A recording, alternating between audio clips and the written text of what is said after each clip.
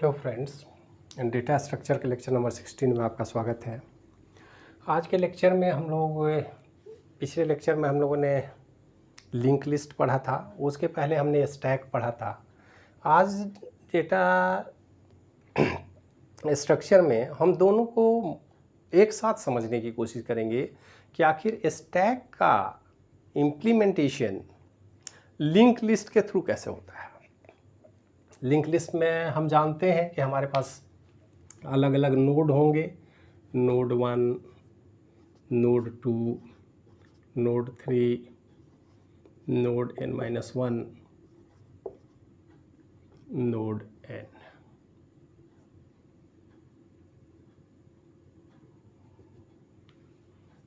एक लिस्ट है। अब इस लिंक लिस्ट को हम एज ए स्टैक ट्रीट करना चाहते हैं। स्टैक अगर हम बनाएं तो हमें पता है कि स्टैक में दो ऑपरेशन होते हैं, एक पुश और दूसरा पॉप। अब ये दोनों ही ऑपरेशन एक ही इंड से संभव है। तो ये जो पॉइंट है हमारा टॉप, जिसको स्टैक टॉप भी हम बोलते हैं कॉमन भाषा में, तो सिर्फ यहीं से डेटा की एंट्री हो सकती है, यहीं से डिलीशन हो सकता है। इधर तो आप कुछ कर नहीं सकते हैं, क्योंकि ये फर्स्ट नोड है, सेकेंड, थर्ड, फोर्थ, फिफ्थ जो भी हो, ये वो सबसे पहला नोड है जो सबसे लास्ट में डिलीट होगा या पॉप किया जाएगा।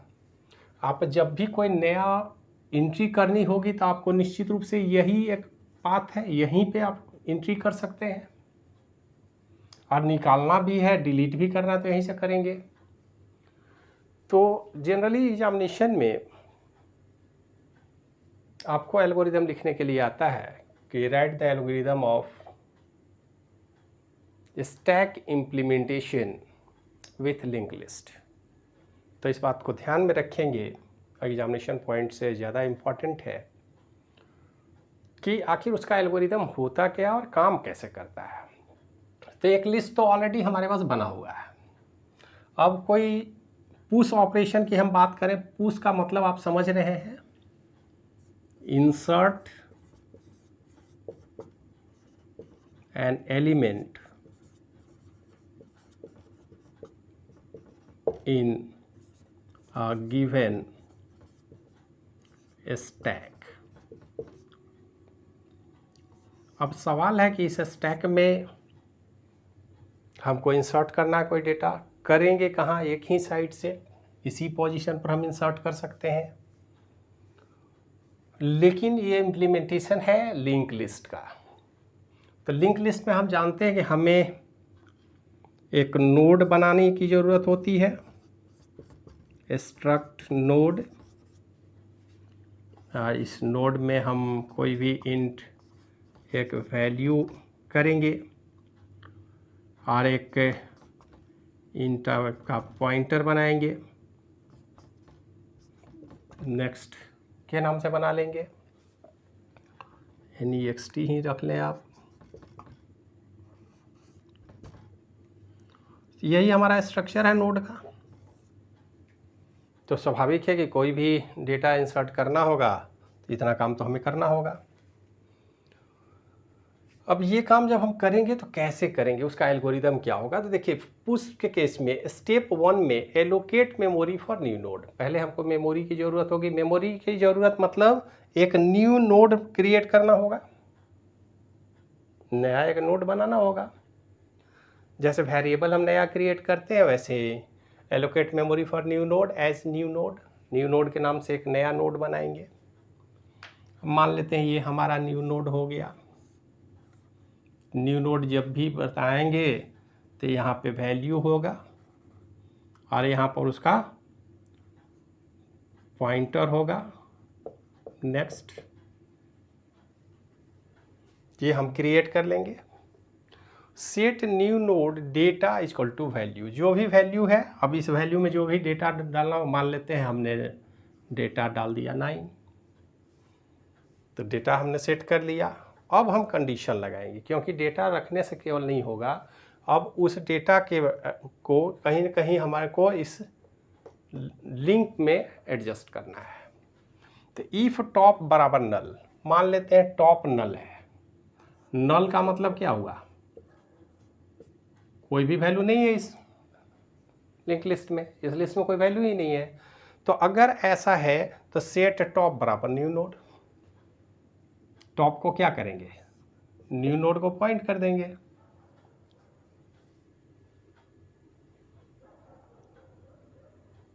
ठीक है, टॉप बराबर नो, सेट न्यू नोड नेक्स्ट बराबर नल, और नेक्स्ट को क्या कर देंगे, नल।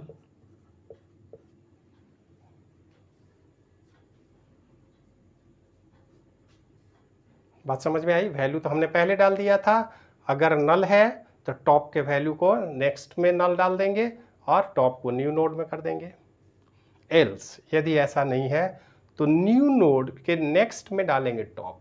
टॉप मतलब यहाँ पर न्यू नोड के ये जो टॉप में वैल्यू था उसको हम यहाँ पर डाल देंगे। टॉप जो पॉइंट कर रहा था, जो एड्रेस था, तो ये वैल्यू जो ही यहाँ पर आएगा इसको पॉइंट करने लगेगा। सेट टॉप बराबर न्यू नोड। अब इस टॉप को हम क्या करेंगे, न्यू नोड को पॉइंट करा देंगे। सेट टॉप बराबर न्यू नोड आई इंड ऑफ इफ का कंडीशन खत्म हो गया, उसके बाद हमारा प्रोसेस इंड हो जाएगा। मतलब सीधा सा है, एक नोड बनाइए, उस नोड में पहले देखिए कि टॉप यदि नल है तो इसके नेक्स्ट में नल डाल दीजिए और इसको क्रिएट कर दीजिए, एक एलिमेंट आ गया आपका। अगर पहले से एलिमेंट है तो टॉप के वैल्यू को इसके नेक्स्ट में डालिए और टॉप को पॉइंट कर दीजिए न्यू नोड को, हमारा नोड क्रिएट हो गया। तो ये बहुत ही सिंपल कॉन्सेप्ट है, इसको याद रखना भी आसान है और इसको ज़रूर आप याद रखेंगे। ठीक जैसे इसको हमने पुश किया, हम पॉप ऑपरेशन भी परफॉर्म कर सकते हैं। तो इसको ज़रा रब करते हैं, फिर आगे कंटिन्यू करते हैं।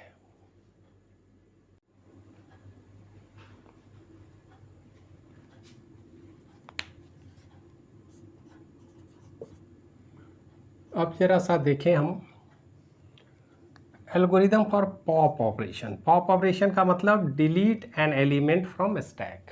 अब ये हमारा स्टैक है, इसमें से एलिमेंट को डिलीट करना है। रेस्ट्रिक्शन स्टैक में क्या है, हमें पता है कि हम डिलीट टॉप के पास से ही कर सकते हैं, इधर हम जा ही नहीं सकते, इधर से डिलीट नहीं कर सकते। डिलीट जब भी करना होगा तो हमको यहीं से आना होगा। स्टैक में ट्रैवर्सल वाली बात भी नहीं होती है, सिर्फ आप ऐड कर सकते हैं, निकाल सकते हैं, ऐड कर सकते हैं, निकाल सकते हैं, ये ध्यान में रखेंगे आप। ऐसा नहीं है कि विजिट करके उसके आइटम को जब निकालते जाएंगे प्रिंट करते जाएंगे, वो निकलता चला जाएगा। तो ऐसी स्थिति में हमको डिलीट करने में क्या करना होगा, इसमें एक नया हम ptr नाम का पॉइंटर बनाते हैं और ये ptr किस तरह का होगा, नोड टाइप का पॉइंटर होगा क्योंकि नोड को ही पॉइंट करना है। इफ टॉप बराबर नल, पहला कंडीशन इफ स्टेटमेंट से हम शुरू करेंगे। टॉप अगर नल है इसका मतलब कोई भी एलिमेंट ही नहीं है लिंक लिस्ट में, स्टैक में कुछ भी नहीं है। अगर ये नल है तो print underflow go to step 5 end. अगर कुछ है ही नहीं तो डिलीट क्या करना है, डिलीट तो कुछ नहीं करेंगे, जब आइटम ही नहीं है तो डिलीट नहीं होगा। स्टेप 2 में अगर आइटम है, अगर इफ कंडीशन तो यहाँ से यहाँ तक चला, अगर ये कंडीशन ही फॉल्स हो जाए तो फिर हम स्टेप 2 में मूव करेंगे। सेट ptr टू टॉप, ये टॉप जो है इस वैल्यू को कहाँ हम ले जाएंगे, ptr में। ptr में टॉप का वैल्यू हमने डाल दिया क्योंकि हमें अब इसको हटाना है, तो ये जो वैल्यू होगा ये टॉप में चला जाएगा। सेट टॉप बराबर टॉप टू नेक्स्ट। अब इस टॉप में हम वैल्यू क्या डालेंगे, ये जो नेक्स्ट का वैल्यू है ये यहाँ पर डाल देंगे। नेक्स्ट हम जान रहे हैं कि ये लिंक है, अब ये फ्री हो गया। सेट टॉप बराबर top to next free ptr। अब ptr में ये जो वैल्यू हमने रखा है इसको हमने फ्री कर दिया, जो वैल्यू हमने रखा था ये अपने आप फ्री हो गया, क्योंकि अब इसको तो कोई पॉइंट ही नहीं कर रहा। अगर पॉइंट ही नहीं कर रहा तो लिंक से बाहर हो गया वो। उसके बाद हम इंड कर गए। मतलब लिंक लिस्ट में टॉप पोजीशन से ही आप ऐड कर सकते हैं। और टॉप क्या है? टॉप यहाँ पर लोकेशन है, ये एड्रेस टॉप में होगा, ये वेरिएबल है। तो यहाँ पर जो एड्रेस होगा नोड टाइप का, ये इसको पॉइंट करेगा। तो आसानी से आप लिंक रिप्रेजेंटेशन ऑफ स्टैक में एलिमेंट को इंसर्ट कर सकते हैं, एलिमेंट को डिलीट कर सकते हैं। हमें इस बात का ध्यान रखना है कि किसी भी सूरत में लिंक लिस्ट में स्टैक जब हम बनाएंगे तो हम एक ही तरफ से डेटा इंसर्ट करेंगे और एक ही तरफ से डेटा को निकाल सकते हैं। तो स्टैक का स्ट्रक्चर आपको पता होना चाहिए। लिंक लिस्ट में नोड बनाने का आपको कॉन्सेप्ट होना चाहिए और एल्गोरिदम में याद होना चाहिए। आप आसानी से इसको कंप्लीट कर पाएंगे। और इस तरह के क्वेश्चन ज़्यादातर पूछे जाते हैं। अब नेक्स्ट पॉइंट हम लोग डिस्कशन कर लें, यूज ऑफ स्टैक। अब जरा सा देखते हैं आगे।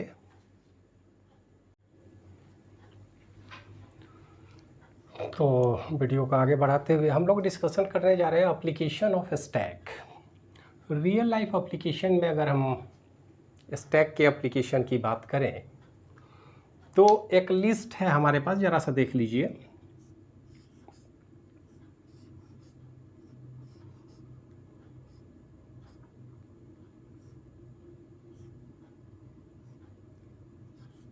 सेवन 5 3 टॉप, यहाँ है नल।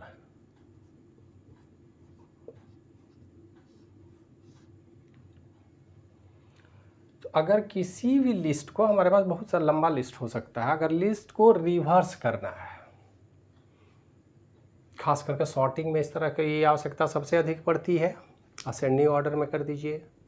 इमीडिएट हम ऑर्डर दे देते हैं कि अच्छा ठीक है, जो लिस्ट में वैल्यू है उसको डिसेंडिंग ऑर्डर में कर दीजिए। आप लोगों ने एक्सेल में ये काम बहुत बढ़िया से किया होगा, सॉर्टिंग। तो सॉर्टिंग का ऑपरेशन कंप्यूटर के अंदर सबसे आसान तरीके से अगर हो सकता है तो वो है लिस्ट, रिवर्सिंग ऑफ लिस्ट। इसके लिए हमको स्टैक की ज़रूरत होगी। हम क्या करेंगे, इस डेटा को सीधे सीधे स्टैक में इम्प्लीमेंट करेंगे। देखिए, first number, second number and third number, इसको पुश करते चले गए और इसके बाद इसको हम पॉप करके एक दूसरे स्टैक में डाल दिए। 3 5 7 जस्ट रिवर्स हो गया। एक स्टैक हमने बनाए हुए था, उसको अगर स्टैक के सहयोग से इस डेटा को रिवर्स करना हो तो ये सबसे आसान तरीका है। कि कई बार ऑब्जेक्टिव क्वेश्चन में ये सवाल पूछे जाते हैं कि what is the data structure to reverse a list. आप आसानी से टिक लगाएंगे स्टैक। एक मैथमेटिकल प्रॉब्लम में सबसे ज़्यादा होता है पैरेंथेसिस चेकर। पैरेंथेसिस चेकर खास करके वहाँ पर ज़्यादा इम्पोर्टेंस रखता है। ज़रा सा उसका एक एप्लीकेशन हम लोग देख लें तो ज़्यादा आसानी से समझ में आ जाएगा। एक एप्लीकेशन हम लिखते हैं, एक स्टेटमेंट लिखते हैं, if n is greater than 75 then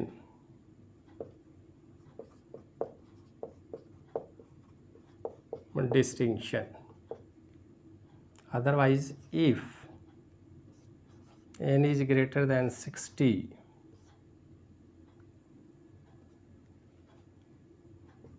first, if n is greater than 45 second, if greater than 33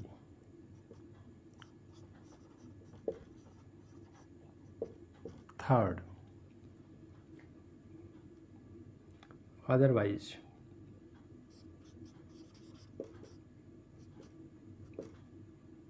fulfil.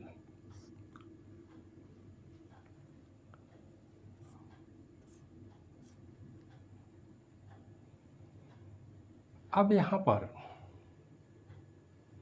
कई बार ऐसी स्थिति आती है कि हम यहाँ पैरेंथेसिस देते हैं, अगर मिसमैच हो जाए पैरेंथेसिस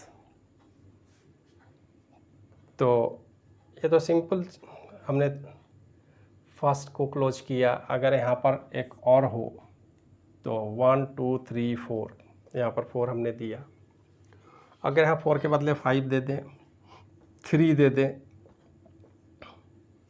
तो मैथमेटिकली ये काम थोड़ा सा डिफ़िकल्ट है पता लगाना बड़े बड़े इक्वेशन में जहाँ पर बहुत सारे कंडीशन हो।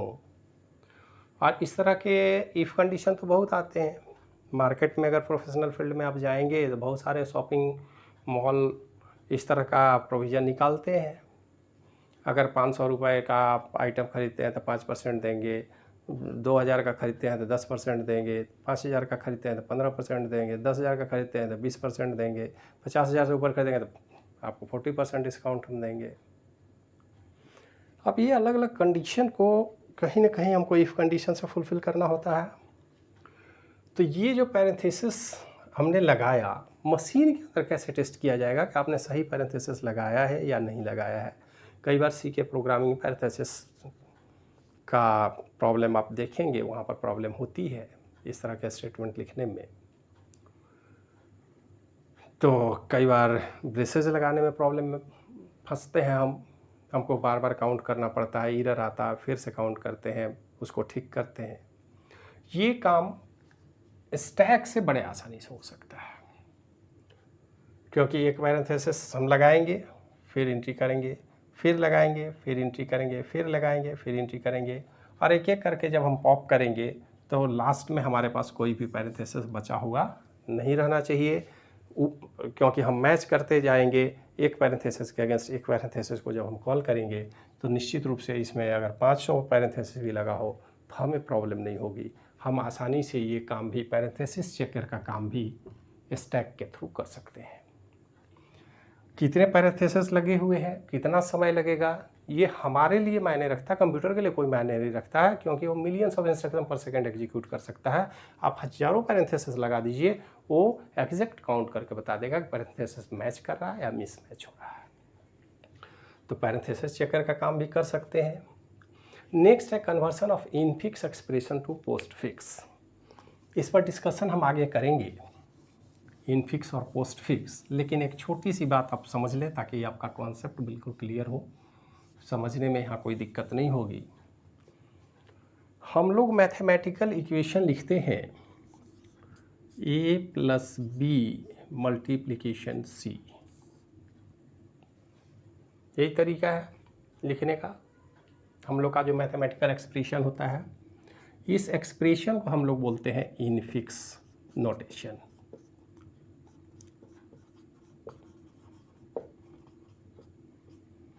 लेकिन कंप्यूटर में डेटा की प्रोसेसिंग इनफिक्स में कभी नहीं होती। जब आप असेंबली लैंग्वेज प्रोग्रामिंग में जाएंगे, असेंबली लेवल के प्रोग्रामिंग की बात करेंगे, तो वो प्रीफिक्स या पोस्टफिक्स एक्सप्रेशन की बात करते हैं। तो पहले हम समझें कि प्रीफिक्स होता क्या है। तो प्रीफिक्स देखिए, अगर इस ऑपरेशन की हम बात करें तो हमारे पास a+b मल्टीप्लिकेशन c है। पहले इवेल्युएट होगा ये a+b इंटू सी। और प्रीफिक्स इनफैक्ट नोटेशन का मतलब है कि पहली इंस्ट्रक्शन देन डेटा। तो नेक्स्ट स्टेप में क्या होगा जरा सा देख लीजिए, BC। अब ये हमारा ऑपरेंड हो गया, डेटा हो गया, क्योंकि इसको हमने चेंज कर लिया, इस नोटेशन को हमने चेंज किया और पहले ले लिया। इनफिक्स मतलब पहले और पोस्टफिक्स मतलब बाद में, इस बात को समझेंगे। अब हमारे पास दो डेटा है और ये एक ऑपरेटर है।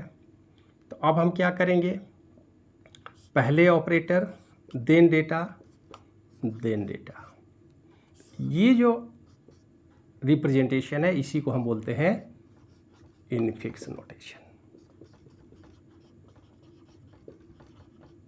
इसका मतलब है कि infix notation, conversion of infix expression in postfix, इसको अभी हमने किया है ये प्रीफिक्स में किया, इनफिक्स को प्रीफिक्स में किया है, और इसी को अगर हम पोस्टफिक्स में करें तो फिर देखिए क्या करेंगे।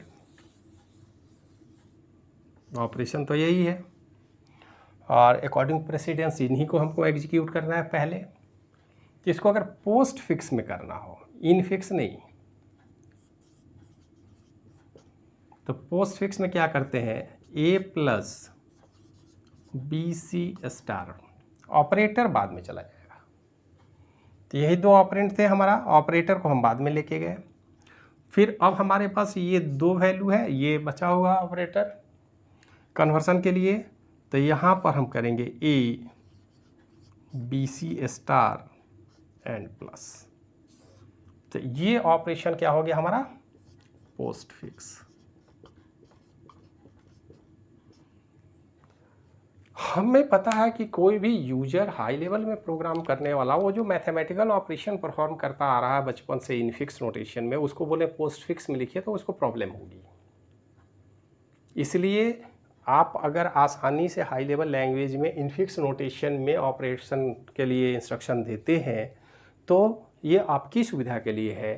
कंप्यूटर इसको प्रोसेस करने के लिए असेंबली लैंग्वेज में ले जाने के पहले उसको इनफिक्स या पोस्ट फिक्स में कन्वर्ट करता है, और ये conversion it is easily done by the concept of stack. तो स्टैक बड़ा इफेक्टिव है, इनफिक्स में भी कन्वर्ट कर सकता है और पोस्ट फिक्स में भी कन्वर्ट कर सकता है। इसके साथ साथ इसका इवैल्यूएशन भी आसान हो जाएगा, इवैल्यूएशन भी इसका आसान हो जाएगा। कैसे इवैल्यूएशन होगा ज़रा सा देखिए। अब हम स्टैक की ज़रा बात कर लें। इस डेटा को पुश करते जाएंगे, ए बी सी, जो ही ऑपरेटर आएगा इस ऑपरेटर के आते ही हम डेटा को बाहर निकालेंगे।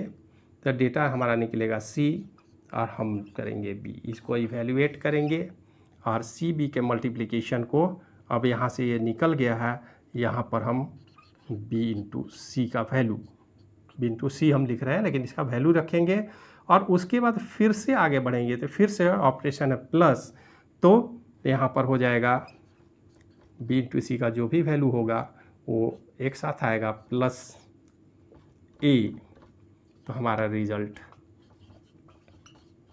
आसानी से जेनरेट हो जाएगा। तो इस तरह के ऑपरेशन को परफॉर्म करना स्टैक के सहयोग से बहुत ही आसान है।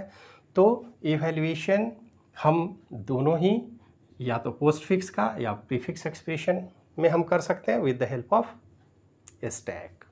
अब स्टैक का और भी क्या एप्लीकेशन है, ज़रा सा गौर से देख लें हम।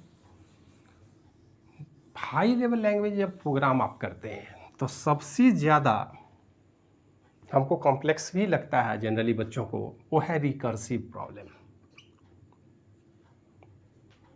रिकर्सिव प्रॉब्लम का नाम सुनने के बाद भी कई बार लोग परेशान होते हैं बच्चे। रिकर्सिव प्रोग्राम लिखना बहुत आसान है। जैसे फैक्टोरियल का प्रोग्राम आप देखेंगे, एक function calling itself,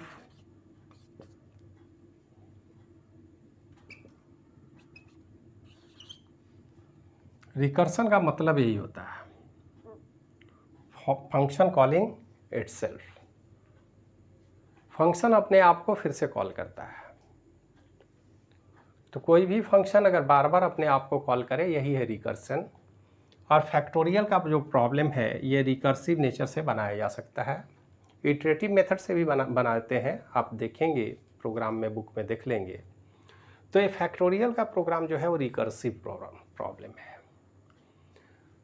Fibonacci series का प्रॉब्लम ये रिकर्सिव प्रॉब्लम है। कुछ ऐसे प्रॉब्लम के नेचर हैं जो रिकर्सिव वे में सोल्व किए जा सकते हैं, तो इनको हम रिकर्सिव प्रॉब्लम बोलते हैं। रिकर्सिव प्रॉब्लम को सोल्व करना स्टैक क्या सहयोग से आसान हो जाता है, और स्टैक से ही हम इस प्रॉब्लम का सॉल्यूशन निकालते हैं। कैसे निकालते हैं अगर आप समझना चाहते हैं, बेसिक ऐसे तो प्रोग्राम आप देखेंगे, लेकिन मान लेते हैं हम फैक्टोरियल निकालना चाह रहे हैं, फैक्टोरियल 4 का। तो फैक्टोरियल 4 में होता क्या है कि पहले फैक्टोरियल 4 में हम 4 इंटू फैक्टोरियल 3 निकालेंगे।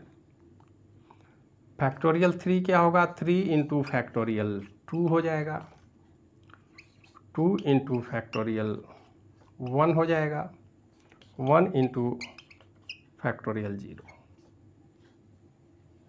तो ये जो फैक्टोरियल निकालने का तरीका है, फैक्टोरियल 0 का मतलब हम समझते हैं 1, तो इसका मतलब हो गया कि 4 इंटू, अब ये जो वैल्यू है यहाँ पर क्या आएगा, इसको डालेंगे, फैक्टोरियल 2 में इसको डालेंगे, फैक्टोरियल 1 में इसको डालेंगे। तो एक्चुअल में हम क्या कर रहे हैं, अगर नीचे से हम चलें तो 1 इंटू 1 1 इंटू 2 इंटू 3 इंटू 4 24। तो ये काम स्टैक के सहयोग से आसान है निकालना। अब फैक्टोरियल अगर स्टैक से निकालेंगे तो ठीक इसका उल्टा स्ट्रक्चर बना लेंगे। उल्टा स्ट्रक्चर कैसे होगा ज़रा सा देख लीजिए। अगर फैक्टोरियल 4 निकालना है तो कुछ इस तरह का स्टैक में लेंगे, 4 इंटू फैक्टोरियल 3। फैक्टोरियल 3 क्या होगा, तो 3 इंटू फैक्टोरियल 2, 2 इंटू फैक्टोरियल 1 और factorial 0।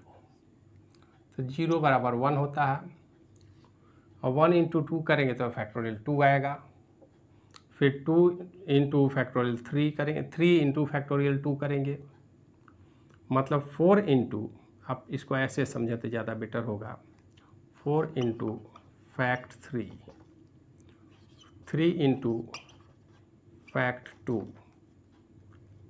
2 into fact 1 and 1 into fact 0। तो फैक्ट 0 में 1 होगा, ये जो भी आएगा फिर इसको मल्टीप्लाई करते करते हम यहाँ तक चले जाएंगे और आसानी से हम रिजल्ट को इवेल्युएट कर सकते हैं। तो रिकर्सिव नेचर के प्रॉब्लम का सॉल्यूशन भी हम आसानी से स्टैक से निकाल सकते हैं। और एक मैथमेटिकल सबसे कॉम्प्लेक्स और सबसे popular problem tower of Hanoi. Tower of Hanoi problem के विषय में आप जानते हैं कि मान लेते हैं हमारे पास 3 स्टैंड है और इस स्टैंड पर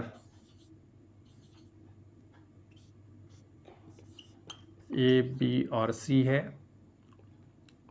इस स्टैंड से हमको डिस्क को मूव करना है और इस तरह से मूव करना है कि ए से बी में मूव हो जाए ये सारे डिस्क एज इट इज़।